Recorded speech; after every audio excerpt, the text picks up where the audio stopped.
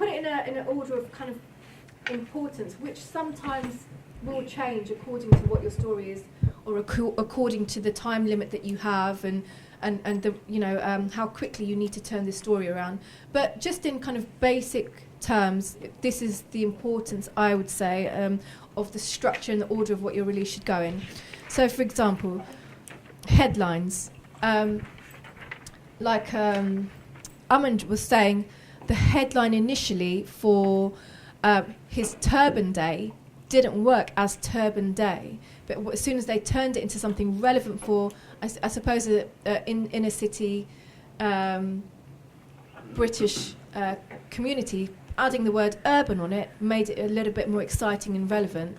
So your headline, I personally, when I write a release, is the last thing that I do. So I usually work through the body of a press release, what am I trying to say, and then really come back to the headline and say, right, I've got 10 words to make sure someone really picks up on this. Let me work on that. Are there any tips for headlines that you might want to share? The usual, I think, which is short, snappy, punchy. If not controversy, but just creative as well. Yeah. Sometimes again, it might not be a story that we're putting out, but it might be some facts. So, things that are going to get picked up, like 10 reasons why X, Y, Z, or a recent study showed this, and have you thought about whatever. So there's different ways, and we'll email some information across to everyone who's left their email address with us. But just make sure that it's something that's very snappy. And please don't use any exclamation marks, stars. The format is usually just caps, very simple. It doesn't need to be flowery. It doesn't need to be in any fancy font or design. It just needs to be very simple and clear. If you know what happens when you put exclamation marks and things like that, it's one, it sounds desperate, and two, it just sounds like you're overly.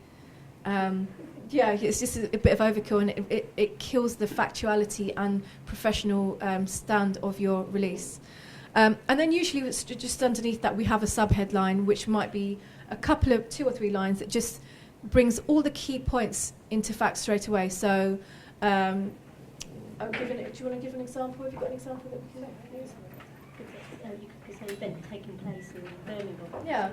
So if we're looking at an event or news, we say, event taking place this day, this location, it's key local community needs support, and X organisation is doing this. So just something a couple of lines that sums up that what the release is about.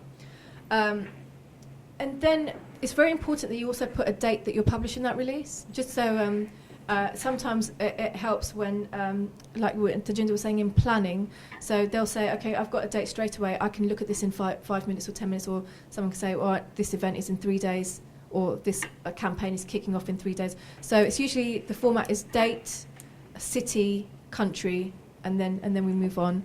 Then we go into the body of the actual email. So the first paragraph is what's going to really capture that editor or that reporter's imagination.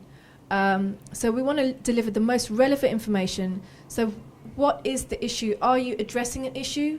Are you launching a product? Are you? Is there a report that's been out and that you're issuing a statement? Is it something that you've created a study and you want to share the outcome of that study? So all of that key information needs to be that first part of the real context of the press release. And then the second part, once you've got that point across, you can say, and this is how I'm going to back it up. These are our statistics. These are our findings. This is the place where you can link back to. So the Trussell Trust did a report that was saying that there's going to be the child poverty in Britain, and children under the age of 5 or 6 are going to be living on the poverty line by 2020, and it'll be the highest in Europe. So that was a study that showed what the problem was. And then we were talking, and then we had a comment from someone from the Trussell Trust that said that we direct people to Gurdwaras for longer because you can only go to a food bank 3 times before you're turned away. So that kind of put the story into a context for British society. So we had the quotes, we had statistics. So that part is very important. If you sometimes it's difficult, but if you can manage to pull in some really good facts and figures, that really, really helps. It kind of backs everything up. And then quotes is very important, because sometimes having something that's quotable might turn on what you guys do, or even for radio. So if someone puts out a powerful statement, someone might pick up on that and say, actually, that's really good and really perfect for our show, and develop the story around the quotes. You can have 2-3 quotes within a press release, and try and make them very varied. So maybe someone from the organisation, someone who, Benji was saying, like a political figure or community leader or faith leader, or someone who's achieved something or done a study. So you can go up to like 3 quotes. Just make sure that you edit them, they're not really padded out, just straight to the point.